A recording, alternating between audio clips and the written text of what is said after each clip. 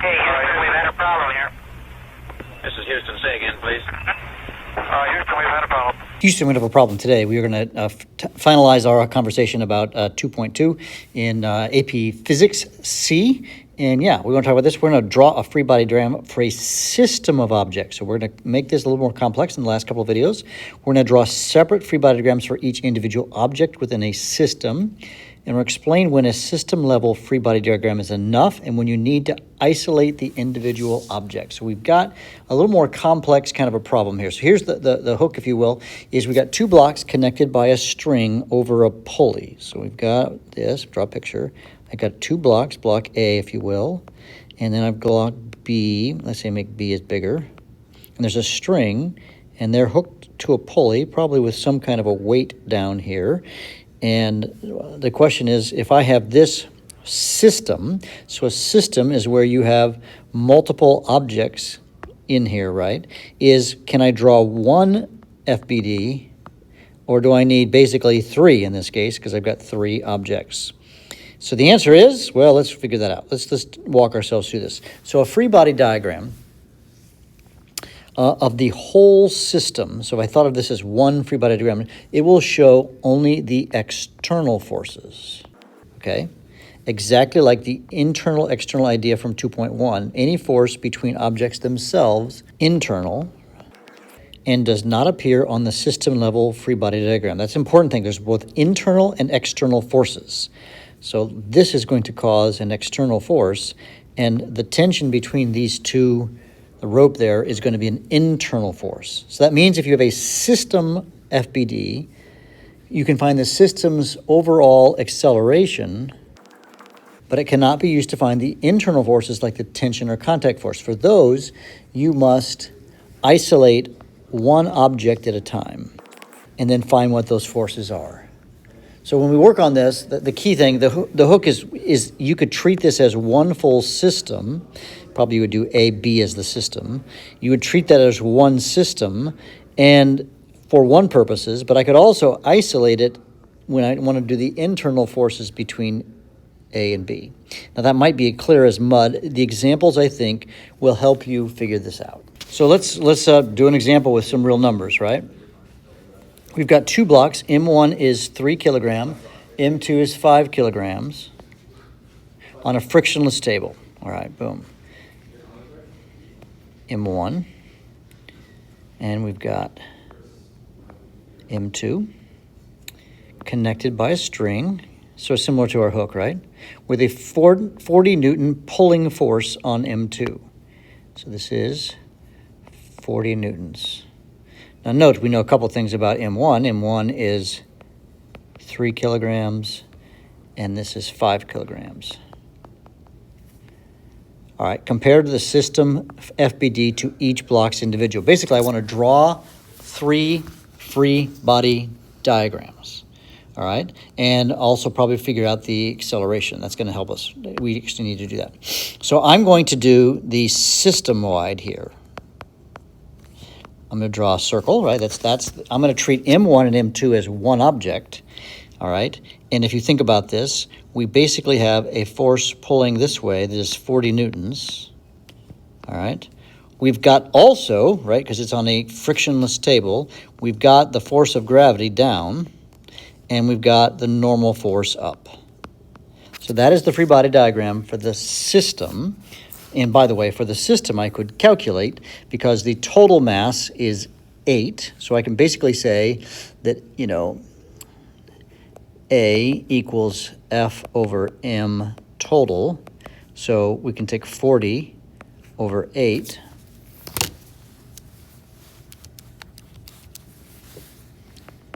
That's 5 meters per second squared. So this is the system-wide. Now let's call this A, and let's call this B. Let's do A, because what we're trying to do now is find, you see, I ignored the tension force between these two. That's a tension force, but since it's internal, it's not external, we ignore that when we're doing the system-wide drawing. So now let's do M1. So let's find, this will be M1, or object A, yeah. So we've got a force of gravity down here, And that's going to be 30 newtons, right? 3 times 10.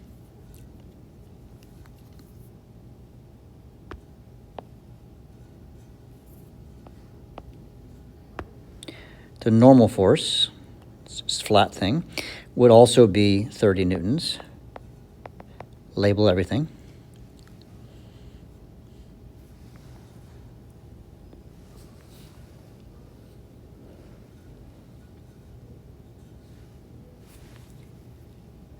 Now the trick is there is a force that's pulling it this way. Does that make sense? And that's this string right here. It's being pulled along that way. So, but we know that the entire system, the acceleration is equal to 5 meters per second squared.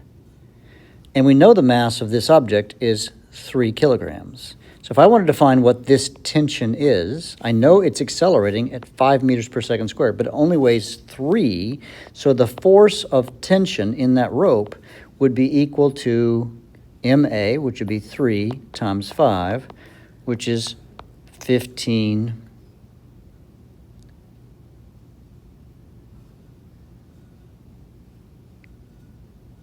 newtons, right?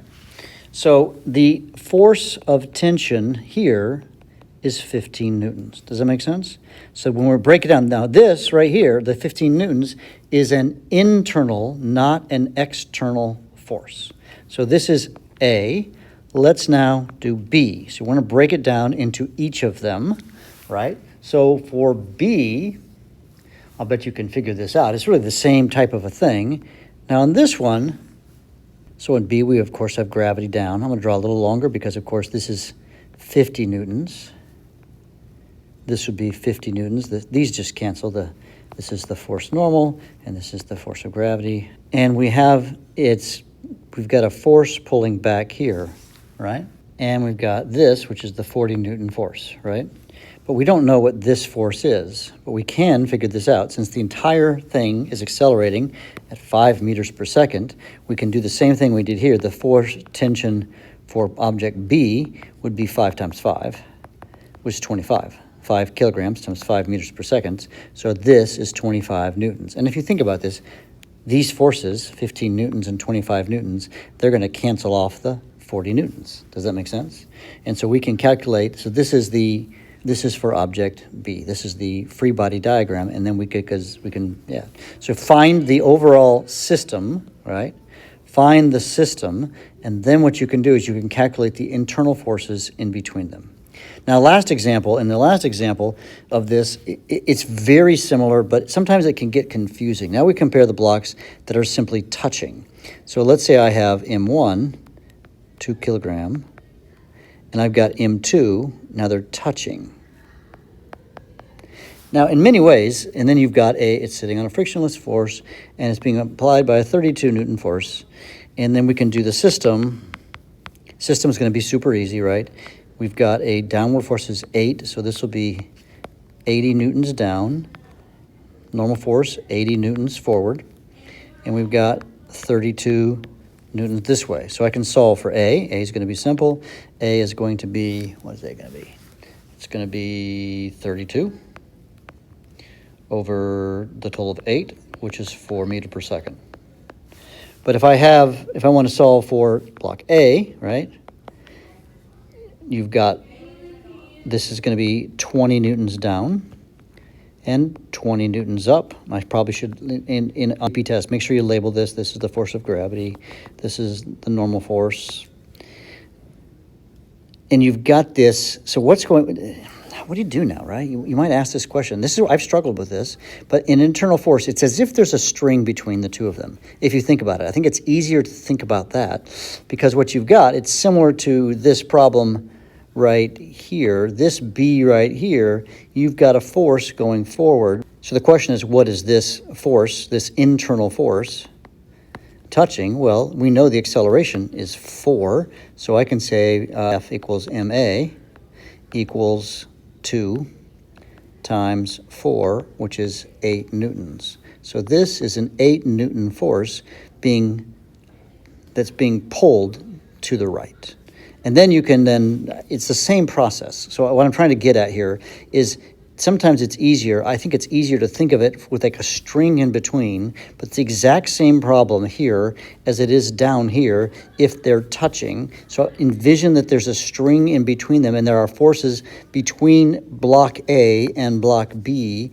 And, you know, we could mirror the same problem that we did up here, right? For block B, instead of 40 newtons, block B, we've got 32 newtons. And then some force pulling back, but also you might realize it's going to be 32 minus 8. And then, of course, we've got gravity and normal force, which cancel out. So 32 minus 8 is 24, yeah. So this force would be equal to 24 newtons pushing back. This would be block B. So hopefully, I find it easier to think about these in terms of the string in between them.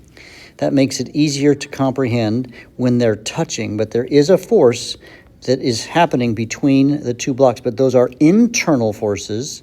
When you do the system-wide thing, you only deal with external forces. So we can ignore the forces between here because they cancel out, right? Now, Houston, we have a problem. We're done with 2.2. You are awesome. We will see you in class.